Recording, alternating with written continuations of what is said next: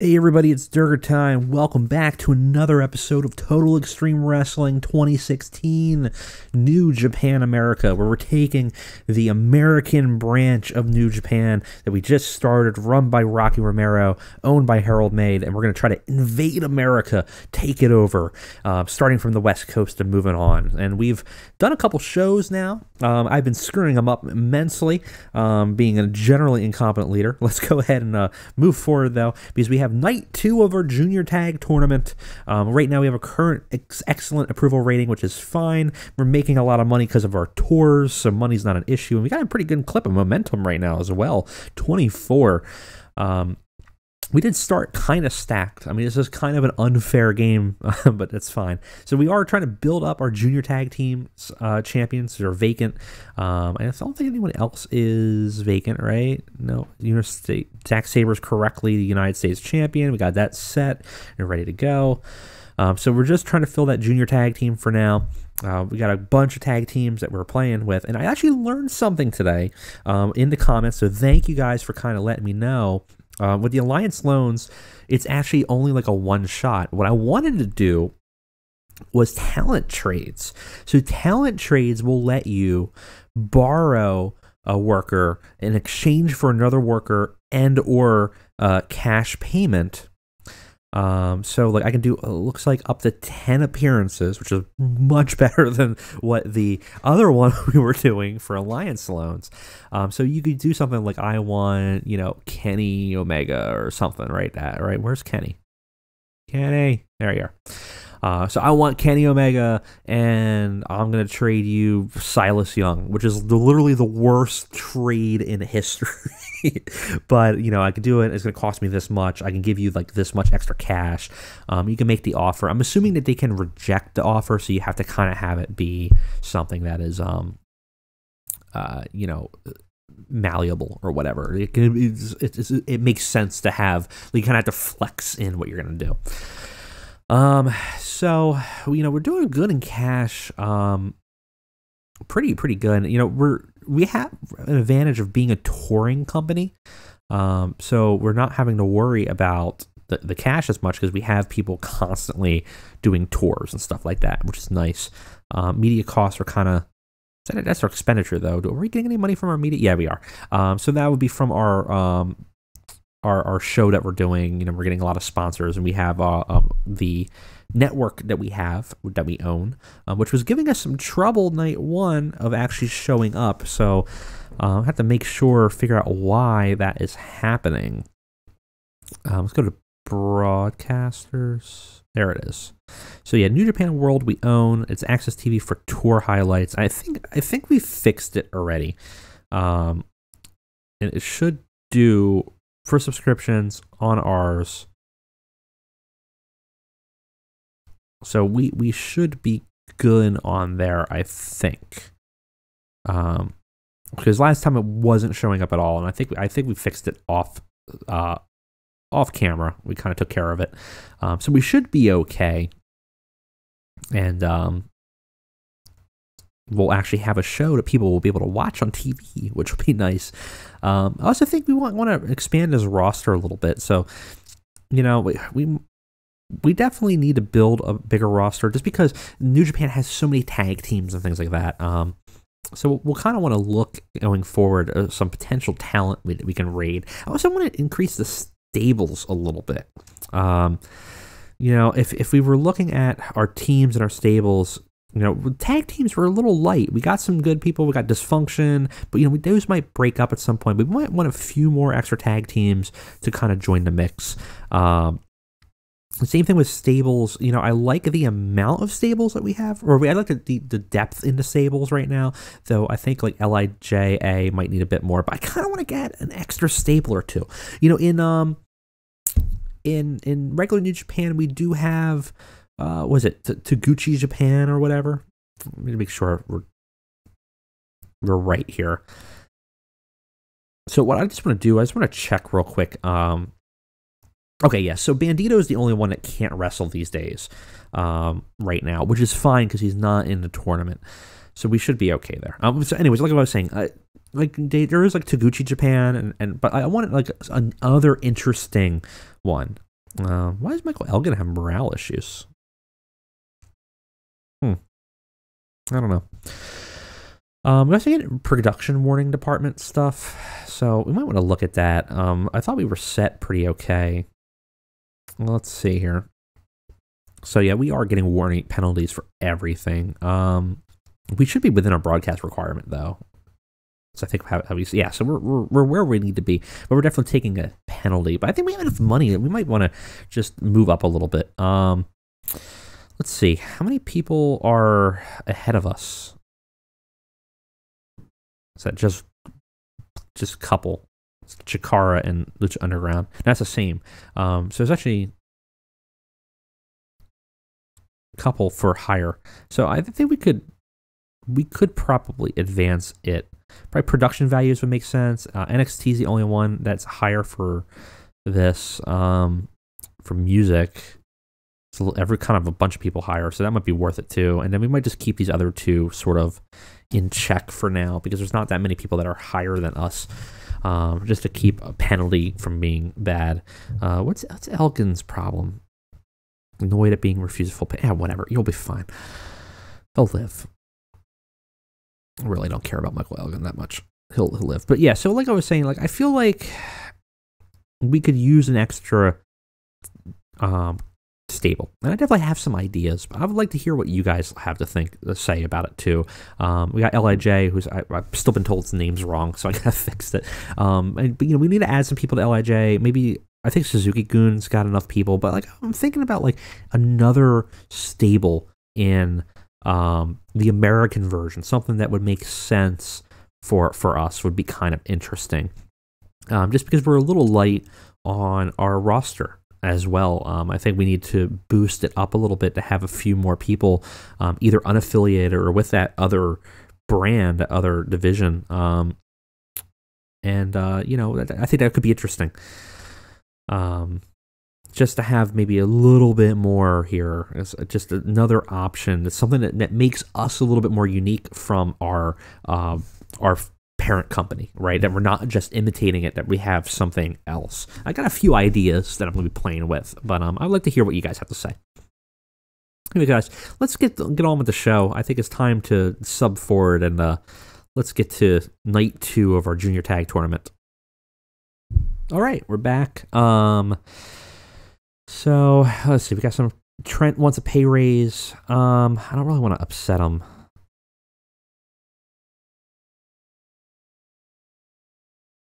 And Will Ospreay also. Yeah, that's fine. You're worth all the money, to be honest. We'll pay you all the amount. You're worth every last penny. Cody Rhodes getting swole. All right. Anything going on in the news otherwise? Now we still have 2 days left for our show, so we're gonna have to still bump forward here. Just want to take a quick look at the cash to see how we're looking. I think that tour money's really giving us some money. All right, let's fast forward here. All right, we're back. More decisions that need to be made. Let's go ahead and take a look at what we got going on. We got some negotiations, maybe. Well, we still have waiting for Pac to come out of his non-compete clause. Yeah, what, Lance Archer, whatever. I don't care about you, Lance Archer.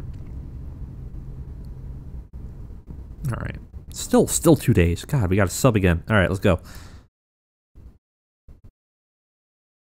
All right, we are back. We got a generic venue in the Southwest. We got to set our broadcaster, and yep, I did do it right.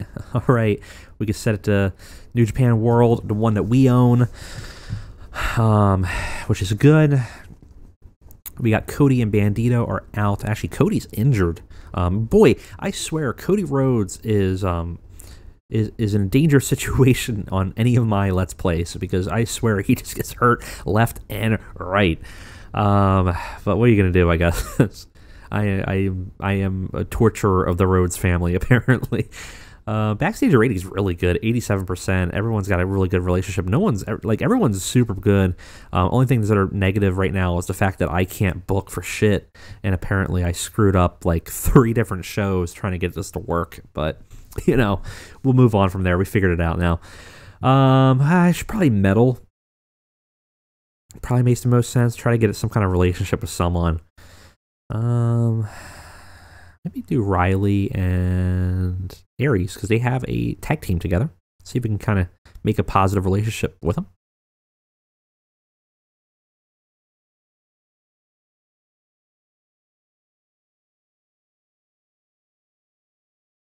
And let's go ahead and... So, it's kind of shocking because I don't really ever book that much to the Southwest. I'm a tri-state guy, both in where I book and where I live. And I'm just kind of shocked at how few places there are here. Like, there's a Staples Center. There's... what else do we have here? The Chase Cow Palace is the place that kind of New Japan wrestles at a lot.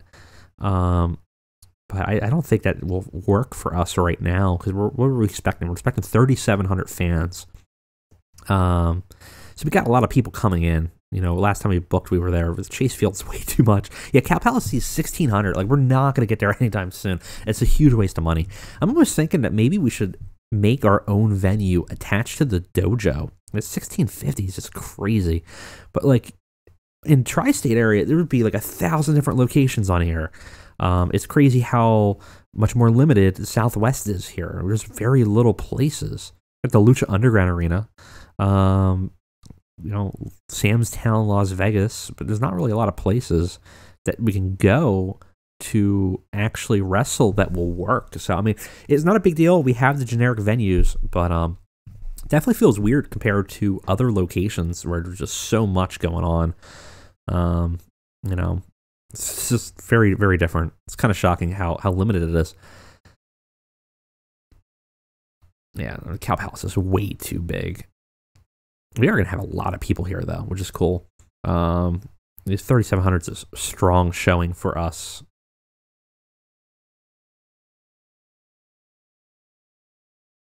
All right. Well, anyways, let's book night 2. We have our semifinals going on tonight, and then on night 3 we'll have the finals themselves. All right, guys, we are back, and we're actually running the show a little bit leaner, doing 115 minutes instead of 150. Let's go ahead and get on with it.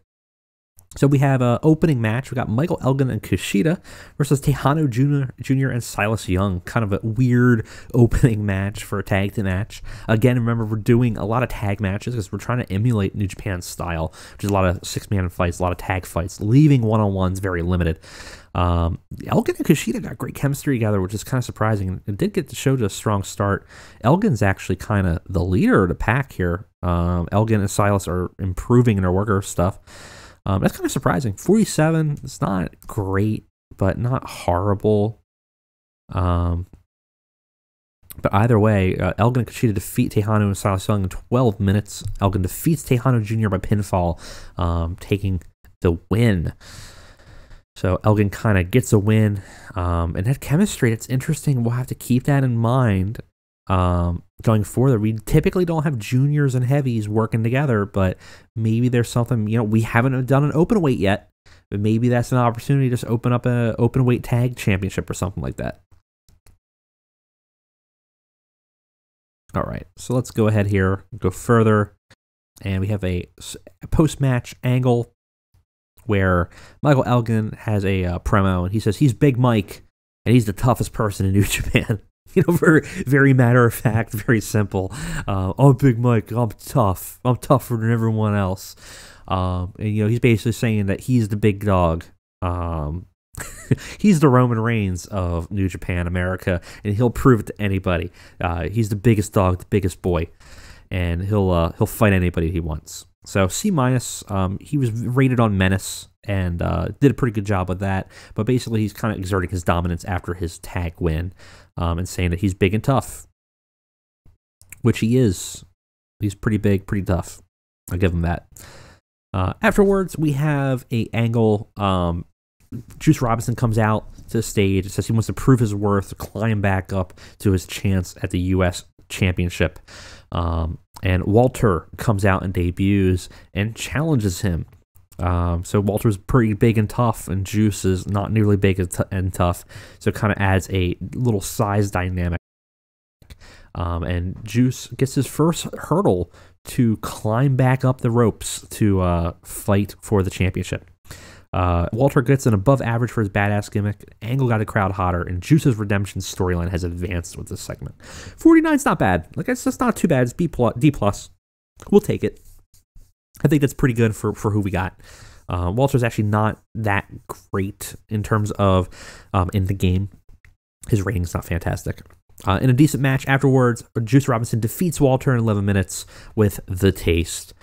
Juice gets a 52. Like we said, Walter's not great. Match got the crowd hotter, though, and Juice is improving his technical skills, which is nice.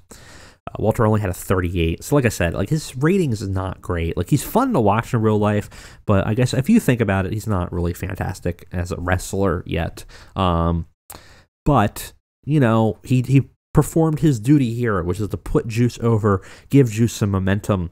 Got the crowd hotter too. Overall, not bad. I would have liked to see a D+, but we'll go with it. We have a tag match, exhibition match with the Best Friends, Chuck Taylor and Trent Beretta versus the Killer Elite Squad. It's a decent match. Killer Elite Squad actually defeat the Best Friends in 6 minutes. Some pretty short matches here when Lance Archer defeats Trent Beretta by pinfall with a killer bomb. Dave Boy Jr., again, heads and shoulders. Holy crap, 71. He is doing better than pretty much everybody in that ring right now. And everyone's improving, which is awesome. Davey Boy might have a singles run at some point. See who can ask for anything better. Oh, wow. This is crappy. Jay White goes out to do a promo, and he questions Ospreay's role as leader. You know, he's saying that Chaos needs a new leadership in America, and Will Ospreay is not suited to be that leader. He's careless. He only cares about himself. Jay White knows what Chaos needs. He knows that it needs an edge to win, and he can bring that edge to the American Chaos division. And so he's kind of calling out Ospreay and kind of laying out the dirt that he doesn't really feel that Will Ospreay, who's kind of assumed the role of leader without being called it, deserves it. Which, you know, again, is kind of paralleling similar things that were going on with Chaos in Real New Japan currently, with Jay White defecting to the Bullet Club. So we kind of have some of that beginnings here kind of brewing. He doesn't do great, though. I'm surprised. A 34 E+ is not fantastic. I kind of thought he would have been rated better, and honestly, I want to take a look at his skill set behind the scenes. I would not be shocked in this mod if he's just a little underrated. He's definitely not, like, I don't think Jay White's fantastic. I think he's a good character, but like in the ring, he's fine. Did he improve anything or at all? Or, I mean, he's young, so he's going to be improving a lot. And in fact, we actually lost heat for his storyline. I think we have to look at him and see if we can give him a boost, but let's move on from there. And we have the first of our semifinals. We have Total Chaos versus Chase Owens and Skrull. And this is kind of an upset. It's a decent wrestling match. Did not have much heat, but Chaos actually defeats Skrull and Chase Owens in 12 minutes. Andrew Everett defeats Chase Owens by pinfall with a toe touch moonsault. Marty Skrull definitely carried the match, and that's why we protected him. But he does not move on in the tag tournament.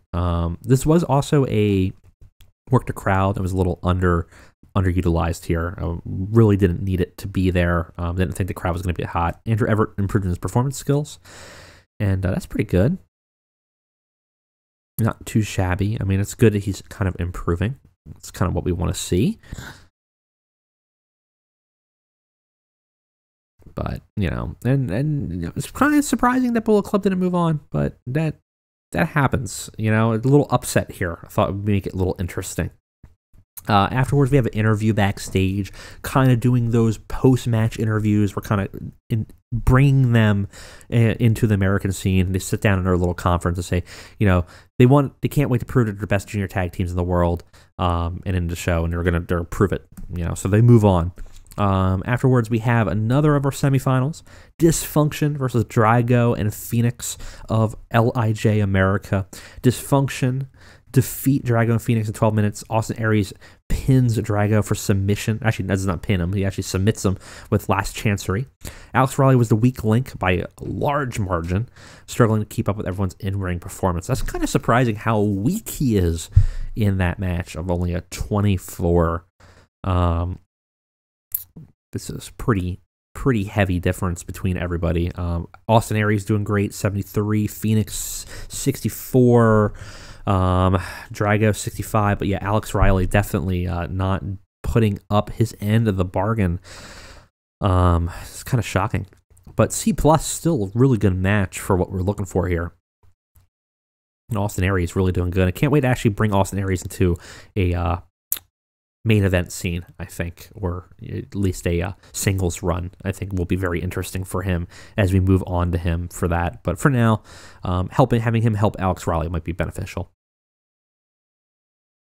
All right, so let's go ahead and move on here. All right, so we move on. We have an interview afterwards, again, doing a post-match, saying that they're here to dominate. They're here to take names. They are not here to play around. They will win these titles, and they will prove it next week. D+, they don't do great in their performance, but what are you going to do? You know, they're still kind of calling it out, and we're kind of playing with that.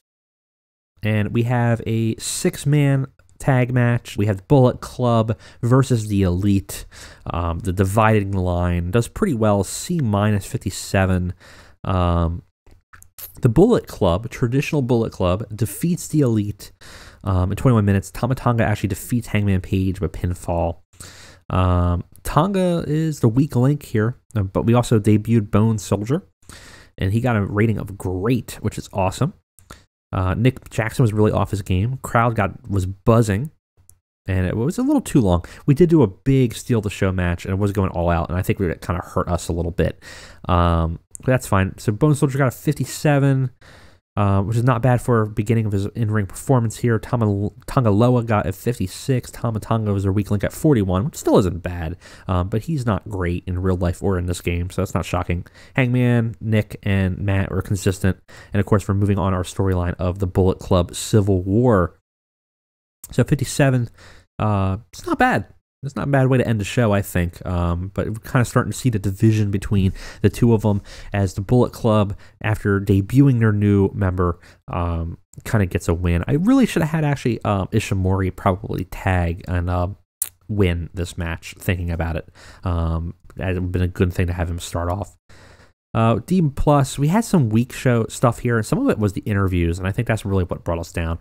I really want a C or higher here. Why? How is Ishimori overused? We only had him on one thing, didn't we?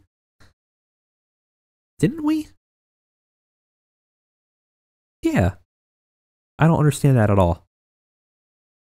You guys, let me know if I'm missing something. But I swear we only had him on one thing. He debuted in the main event. So how is he overused? I don't know. Okay. But look at that. Our increased popularity of 41 regions. Let's go ahead and make some speeches. So we had some people that were off their game, but I think we're just going to try to give everyone some positivity. Give Michael Elgin, because just point him out as a good example. Walter, I think same thing. Praise for a great performance. We just want to be positive here. We don't want to, cause any distress. People are off their game, and that's fine. We can deal with it. All right, we have some emails. Let's go ahead and take a look at them real quick. So regional battles, we've finished 2 in the Great Lakes, 2 pretty much everywhere. We kind of have an unfair advantage because we really dropped into the Southwest with a ton of money, and we're kind of moving in that direction. So very quickly, we're going to be really making some headways. Time to heal. Everyone's kind of grueling at this point. We got a 0.18 for a tag or for a TV show rating, which is pretty good. It's a good amount of money. Yep, $104,000 in ticket sales, $62,000 in rental and TV revenue. We're really moving up here. We actually lost some momentum though, and we do have, excuse me, we do have our show in 6 days for our finals. where we'll have Dysfunction versus Total Chaos for the Junior Tag Team Championship. And we have some storylines that we're building up to from there. I do think we need to get some more roster members just to kind of flesh out the lower mid card. So let me know. So same thing with the stables. Who you think we should be adding in? Who would you like to see? And I think we'll do an episode maybe after the tag tournaments of a little behind the scenes stuff where we'll do some hiring, we'll do kind of some roster builds, some stables, and we'll kind of look at building, like I said, building another stable here would be nice. We're adding some extra members to these. Maybe we'll do it live. I haven't done a real live stream one of these before, and that might be fun to do one. Let me know if you guys want to see that, if you want to have like behind the scenes live streams or something like that on YouTube. That might be a fun kind of change of pace. Anyways, guys, thank you for watching today. I will see you next time.